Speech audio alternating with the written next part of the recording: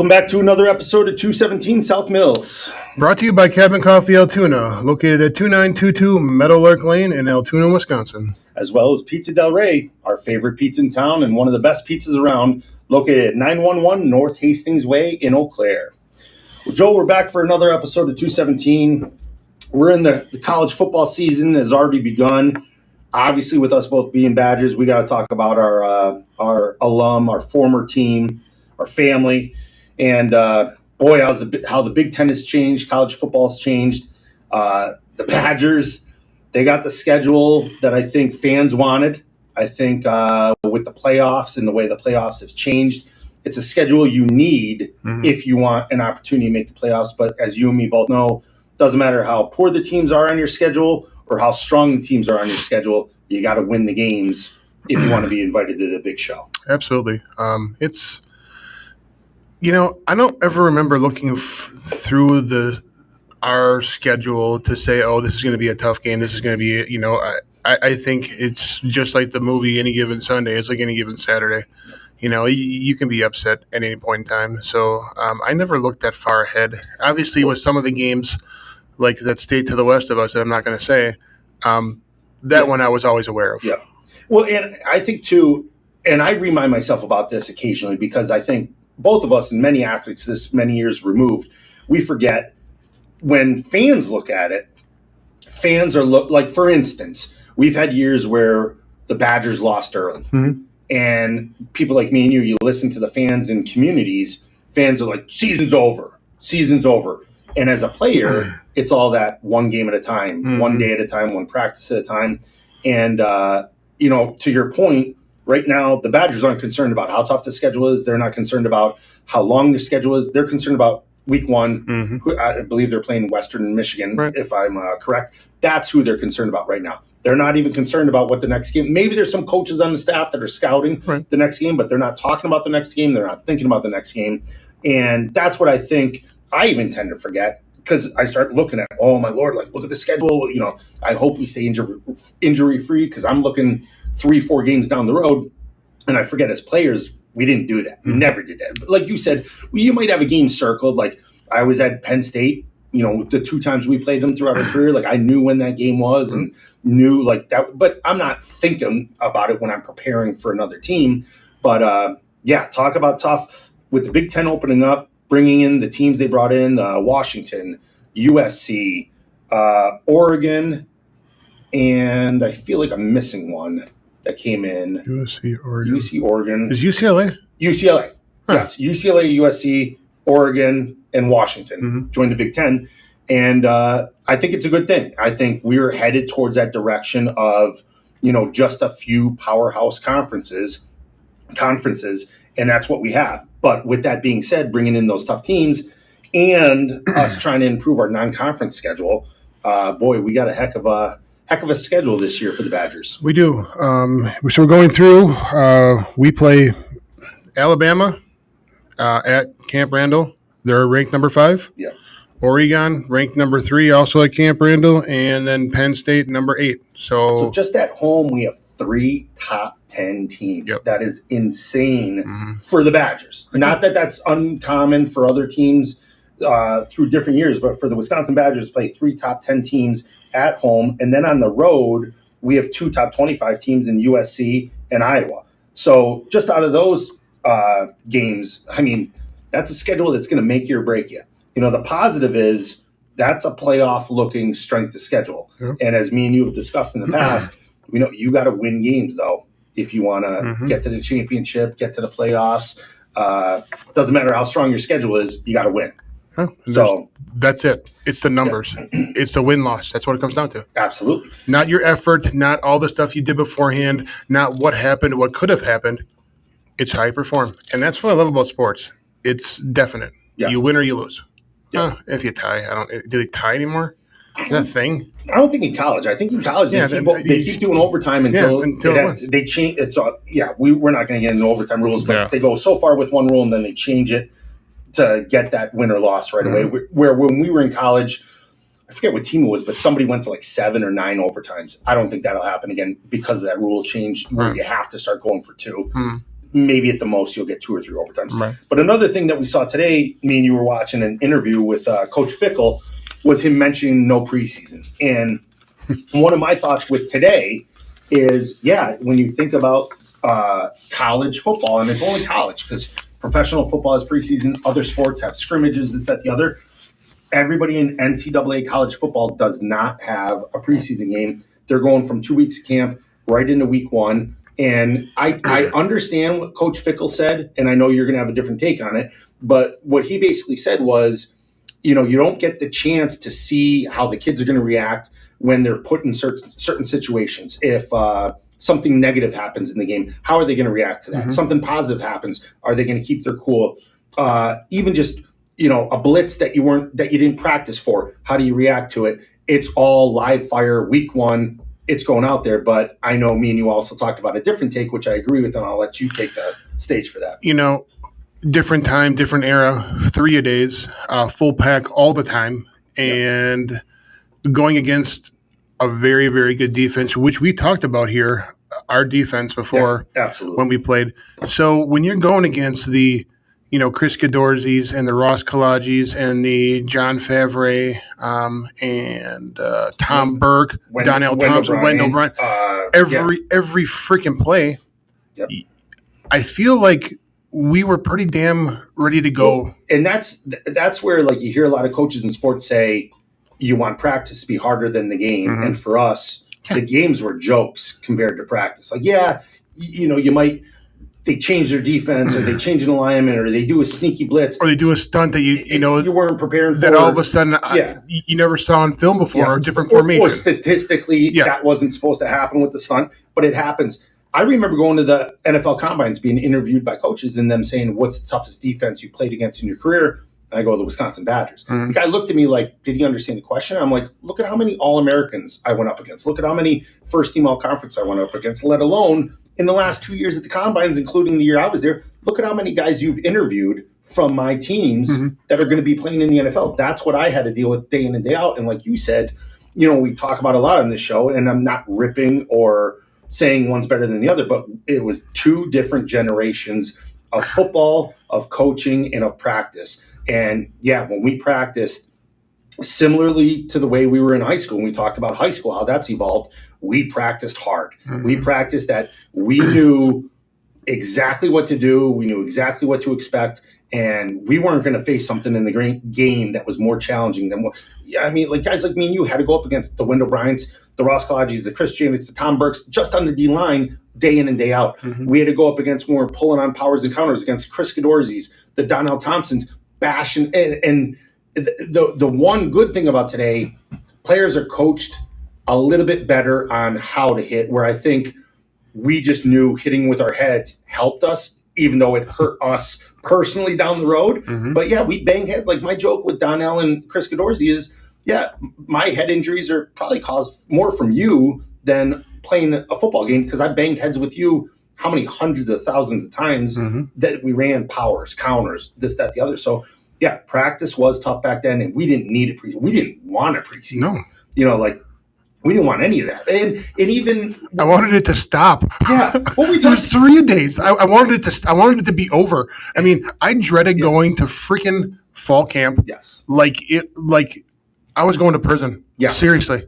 Because it was hard, and there was no way to escape it. And again, we talked about seminary, no air conditioning, the green pool. All you see is trainers, coaches, and other football players for that amount of time. And it wasn't a positive thing. And we practiced so hard. I think, especially at the high school level, people that played through the high school level, I don't think get a grasp where you're literally waking up the next day in more pain than before you went to bed.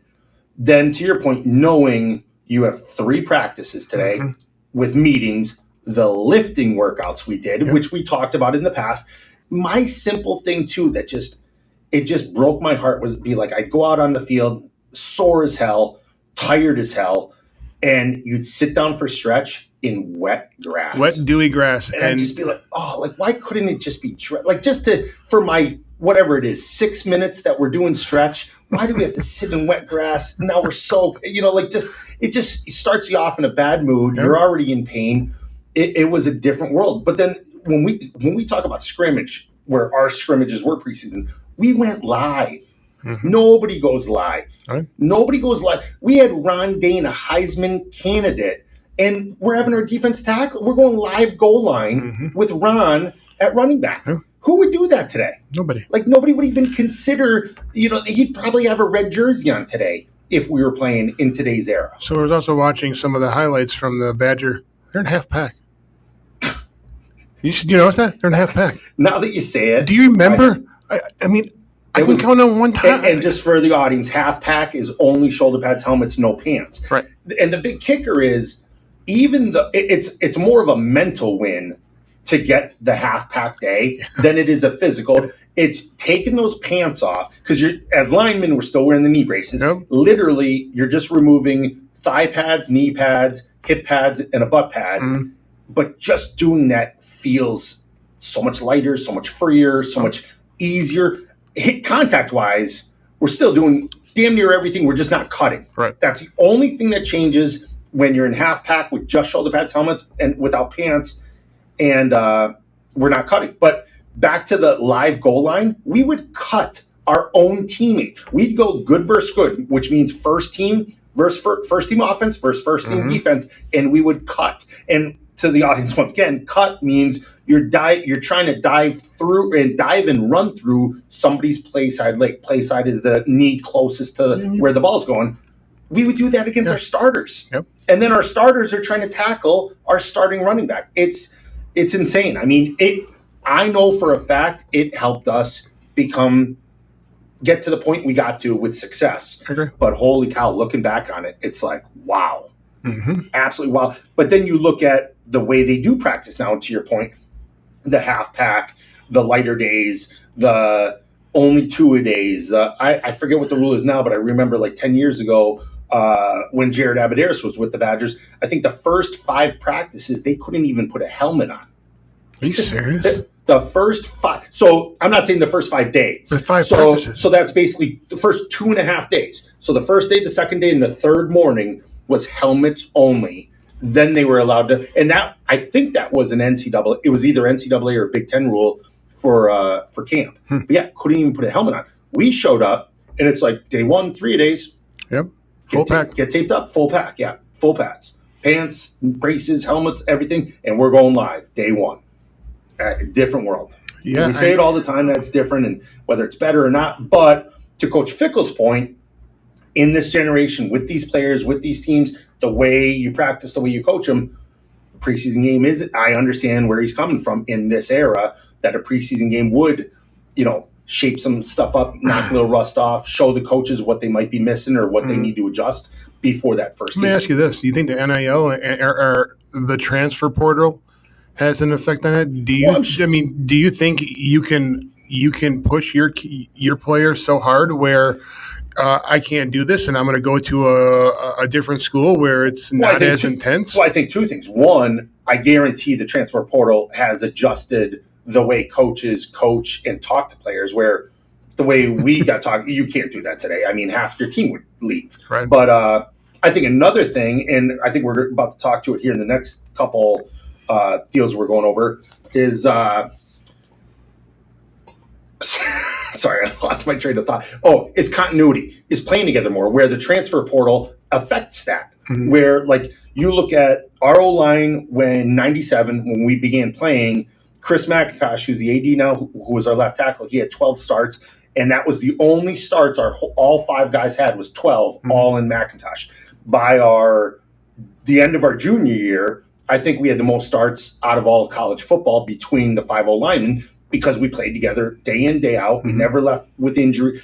We had injuries, but we never missed practice. We never missed a game, and nobody was transferring back then. So that I think is where it affects those 2 phases, the way you could coach and players playing together, and how that continuity helps you out. Cabin Coffee Altoona, located at 2922 Meadowlark Lane in Altoona, Wisconsin. Hey, folks, we are a roastery. We buy our beans green from all over the world and roast right here on site. It's better than the stale, burnt, brown flavor water that you're used to. So stop on by. And I think that it shows in the results of your season. I mean, obviously, we were very successful in our tenure there, and absolutely. And even looking at how we ran the ball like crazy, but Ron had how much experience with us as blockers, knowing, like when we talked about it earlier in earlier episodes, but I laugh so loud when somebody goes, "Oh, Ron Daney was slow." I go, that dude was not slow. Mhm. He knew, he was patient. Yeah. He knew how long it was going to take us to get our first 2 feet down and get that little bit of movement. He'd hesitate, wait for the play side to open up. If that didn't open up as much, he knew the backside was going to open up, and he'd wait for it. The people that say he was slow, I was like, what about all the videos of him outrunning DBs? Yep, I agree.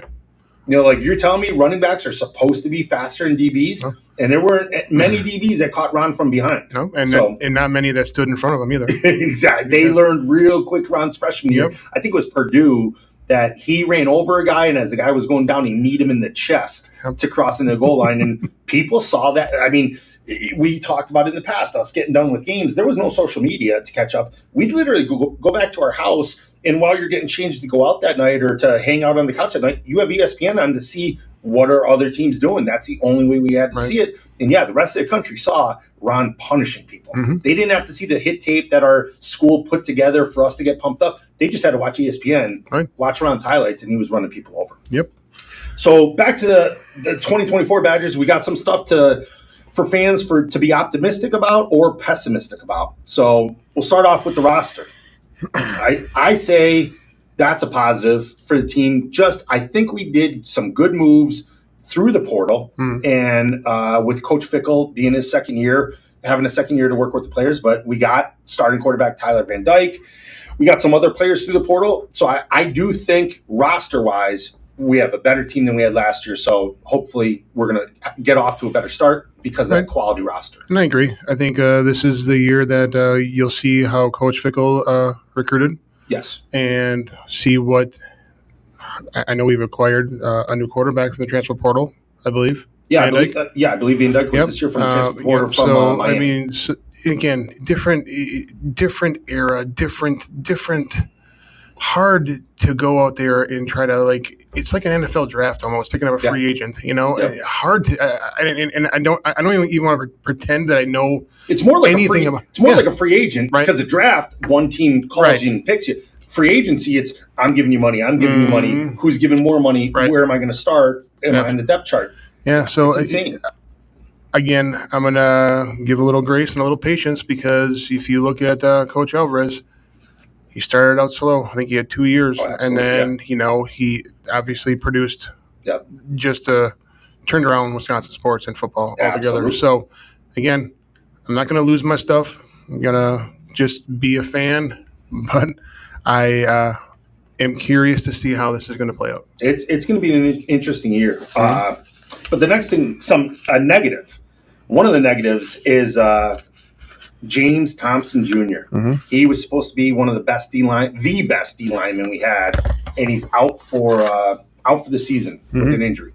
That's just sad to see. Especially with the guy. We know how much work he's put in the offseason, and just hearing about that potential and success that we need on that D-line. We need those run stoppers. And especially going back to the roster, especially for that Bama game, that Penn State game, that Oregon game, we can't have guys. We can't allow people to run on us. We have to stop that run. And then our hope is with that second year, talking about the roster, talking about continuity, we're hoping we're able to shut down or limit the run, make them pass, and then cover that pass. Not let guys run by you. We've had too many times, and I do think Wisconsin over the last 20 years has gone leaps and bounds with recruiting. We've always gotten good linemen, and we're going to touch on the linemen in a little bit, but we've always gotten great running backs. We've improved on our skill guys, our DBs, our wide receivers, our tight ends.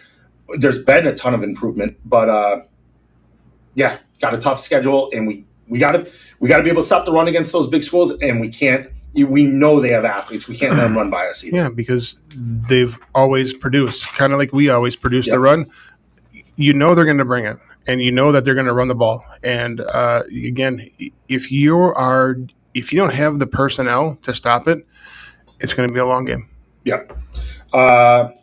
The next one, positivity, it's continuity. We already talked about that a little bit. The biggest thing is playing together. And I think that's what, too, with Coach Fickle and his staff, this is their second year coaching these guys. Mm-hmm. Hopefully we start seeing improvement. And I do think that's going to be a positive because the first time around, those coaches only had limited time before the season started. Now they've been here for 2 years, 2 years working with the players that remained within that team, which is another challenging thing during NIL and transfer portal. But those players that have been there for 2 years, I'm excited to see improvement, and I'm expecting to see improvement coming out of them.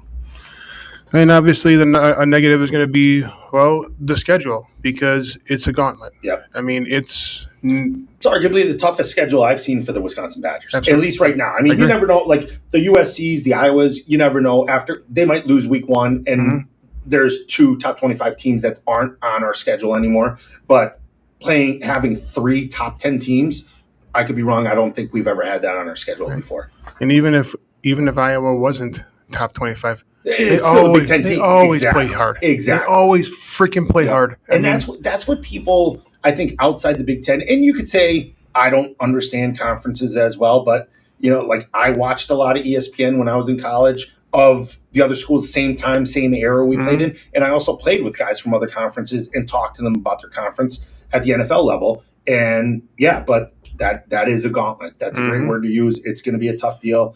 But to your point, yes, the Iowas, even the Northwesterns, some of the worst teams in the Big Ten could still beat you on any given day. You can't let up on any team. Where I look at some other conferences at the bottom of the barrel, and you're like, we'd whoop them 10 times out of 10. Right. Where in the Big Ten, you play the worst team 10 times, I don't think you're beating them 10 times. I don't think so either. Yeah, they're going to get you. It depends on who shows up. And again, that movie with Pacino, Any Given Sunday, it literally comes down to Any Given Saturday. Yep. It's who did you overlook this opponent? Yep. Are your starters ready to play? And inches. Yeah. It's a game of inches. Yep. I mean, it really is. So again, I understand the schedule's tough based on past performances and who the teams are. But any one of these teams that we play, there's not a gimme. There's not. Exactly. And we've even seen with the non-conference in the past where we've lost some because our non-conference schedule, not bashing those teams, but those first 3 games were usually the quote-unquote preseason games. Like, here's 3, what do we call them? Like cake games or whatever that, it's guaranteed win. We're going to be 3-0 going into a Penn State or an Iowa or whatever. And you can't take it. We know you can't take anybody lightly. And that's one thing you hope hasn't been lost on this newer generation that is being coached differently than a coach. We know Coach Alvarez never would let us take a team lightly. Like we looked at every team like they're the national champion and we need to play our best game or we're going to we'd come in halftime up 21 points against a non-conference team and still get our butts chewed. Right. So, yeah. I agree. We already talked about the toughness of the conference. Yeah, exactly. Basically, you got to win if you want a chance for the playoffs. Air raid, one of the negatives. Can the air raid work at Wisconsin? This article has it listed as a negative. Here's my thing. If you want to do and you used the word air raid before because that's what's in the news. If you want to do air raid, here's what I'm going to say. We need to recruit differently. And the one area where we are leaning towards air raid is our linemen, and we'll touch on that size of linemen, the different qualities they have, and also the negatives that they have, or what they're lacking that we did have. Right. But I just feel like you have to recruit a different type of player. If you're going to go air raid, instead of the pipeline we have through New York and New Jersey with running backs, we need a pipeline for receivers. Right. We have some really good receivers, and we've had some really good receivers. But the way we recruit running backs, that almost every single running back we recruit has a chance to be a Heisman candidate, we haven't been recruiting wide receivers successfully that way. And that's what I say. If you want to be air raid, you got to change that up. But bottom line, we both know you got to establish run, open, pass. So you got to get that running game going. You're in the Big Ten. You're University of Wisconsin. The run's going to open up the pass. And if you want to win games, you got to be able to run the ball first. Agreed 100%. And that opening up, and just think about all the times when we were there. Yeah, we run the ball, gain 4 yards, and then hit the wall, whatever. But we continue to use the run because we know that we're wearing them down. So if we lose yards on a run play, we're just picking up speed. Yeah. And then by the third and fourth quarter, when they're sucking wind, we're in full form. Absolutely. And they want off the field, and it's hard to get punched in the throat all the time and sustain it. But with that, with the run, you open up your entire – because your backers can't fly. I mean, everybody has to respect the run, and it opens up your entire pass. Yep. And to your point, Joe, and here's like the in between is when we played, and I got to find this picture. There's a picture, I believe, from the Minnesota game where we had, I believe, 10 guys in the box. And the box is basically tight end to tight end, 5 yards into the defensive backfield. They had 10 individuals. Mm-hmm. When I got to the NFL, I remember talking to Frank Winters, and I go to Frank Winters. I'm like, hey, what? Like, typically, how many guys do you see in the box? And like, if they bring an extra guy, what's he? He's like, well, typically you see 7 guys in the box. I go, 7? He's like, why? I go, we usually saw 8 and 9 was normal. Right. Like, to have 9 guys in the box when you have 7 blockers trying to block 9, that was normal for the University of Wisconsin. Right. So, yeah, and by establishing that run, you're bringing everybody down. You're freeing up your wide receivers to have a little bit more fun, not going through what Chris Chambers had to go through, our star wide receiver. Chris was double teamed nonstop. Nick Davis, double teamed nonstop. Lee Evans, who we had the opportunity to play with towards the end of our career, double teamed nonstop. You know, to be able to put those guys one-on-one. Can you imagine Chris's career if he was single covered? No. Holy cow. No, I mean, it would have been unbelievable. Yeah, different outcomes of the games. Absolutely. But you were talking about the O-line earlier today, touching on that from a different standpoint with size. I went through the potential starting roster to see the size, and we're looking at guys that are 305, 310, but when you look at their stature, they're tall. They have no fat, no stomachs, no ass, and no legs. And you look across our offensive line, and you know, before and after us, that's all we had. It was power. It was just straight power, straight up power, and that's what it was. And so I question: are we? Where's the size? Yeah. Well, and where I said before is that they have qualities, but they are also lacking qualities. So the qualities that these O-linemen have at Wisconsin and similar teams to Wisconsin's O-line is all 5 of those guys have the ability to pull, to get out in the open field and block somebody downfield. And the coaches are going to call plays to have each of those guys on different plays pulling. Where with us, it was the 2 guards that pulled. Center, I don't know if maybe once or twice there was a play where Casey pulled. Tackles, I don't recall ever pulling. No. So that's a big difference. The other difference is with size that we had and lack of size they have. When us as fans are watching like a 3rd and 2, a 3rd and 1, a 3rd and 1 with us, that was a guarantee. Right. You know what I mean? Like 3rd and 3 might be different. You know, like I'm not saying we convert, you know, like obviously we punted the ball. We had an All-American punter in Kevin Stemke, but you get us in that short yardage or less than 1. I mean, I think there was one time we went for it. It was either 3rd and 1 or 4th and 1, and we didn't get it. We were on the road. I think we were like Indiana or somewhere like that. And I remember, I thought we were going to get screwed on the way home because the way coach incentivized us on flights, depending on where you sit, this and that. Do you have more leg room, all that?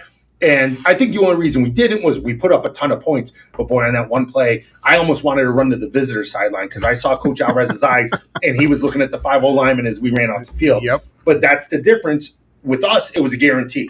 With these guys, now if you call a sweep and you take somebody out around the corner, I go, yeah, this block's going to happen. With us, getting in the open field, we weren't as agile. Now, coming around on a power, hitting a linebacker coming downhill, we're going to knock that guy on his back. We're going to put him flat on his back. But these guys can get out in open space. And there's qualities to both. But for the running game and we talk about inches, to get that inch, sometimes you want that big ass, big legs, and that power. Yep. And I'm going to use a phrase that we heard an awful lot. you look like a limbless chihuahua out there because we weren't coordinated and we weren't built. Yeah. We weren't built for it. We were built for power and speed and short bursts, and that's it. Yep. You know, and you being a pulling guard and me pulling, like, you knew you had to get out. Exactly. But you were able to get out there. You know, again. Sometimes there's times we're diving, leg whipping. You know, like what? No, we don't do that. Maybe occasionally accidentally happen. A leg whip is when you miss somebody on a cut or a block and you whip your legs backwards, hoping to connect with them and still take them off their feet. But I mean, I have pictures of me like laying out sideways trying to block people where these guys, you know, and I even laugh. Like my son's playing football now. He's on the varsity team, and watching him get in the open field, get his hands on people and keep the feet moving. I'm like, holy cow, like he's doing it better than I did at the college level where I was trained, coached, all that stuff. It's just a different game. And the other thing too is, you know, a phrase that you coined earlier in this season of episodes, red ass the run. Mm-hmm. We red ass that run every single time. I mean, with us, it was almost like I used to hate Mike declared protections where Mike declared almost all the O-linemen are on an island where I didn't mind slide protections, especially when you're on the back side of the slide where you're just covering a gap. That was fun. But yeah, we were born and bred to run the ball, to red ass that run every single time. And we did. I mean, Ron's getting 40 some carries a game. We're running the ball, say 58 out of 62 plays. I mean, that was our bread and butter. That's what we did. We ran the ball. And knowing that, and then to hear about the air raid, this is proven to work, and I understand the game evolves, and I get that. Yeah. Let's just not disregard what the foundation was. What got you there? Yeah, exactly. What got you there? Yep. And for the love of God, will you please build a wall around Wisconsin and keep our damn players here instead of having them go to Penn State and everywhere else? It's already challenging enough with the transfer portal with NIL, but when you have a kid growing up in Wisconsin that watches Wisconsin football every Saturday, the morning after his game, you got to lock down those top recruits. It is sad to hear when you hear about the number 5 offensive tackle in the country from Wisconsin is going to Notre Dame or going to Michigan or going to Penn State, especially to another Big Ten team. Yeah, even the state to the west. Like, what is that all about? Yeah, I could somewhat understand back when Saban was at Alabama and they're national champion after national champion, and you're a top recruit and you're like, hey, I'm going to go there. Not that I approve of it or like it, but I understand it. But yeah, to go to another Big Ten team, especially that shitty team in the West. Yep. But thank you for listening to Joe and I today. We hope you enjoyed your time with us. If you like what you heard, please give 217 South Mills a 5-star rating on Apple Podcasts. Go tell your friends about us. Like and follow us on Facebook, Instagram, X, TikTok, and YouTube. I'd like to thank Cabin Coffee Altoona for sponsoring us. Everything is always better at the cabin. See you next time. And remember, folks, red ass the run.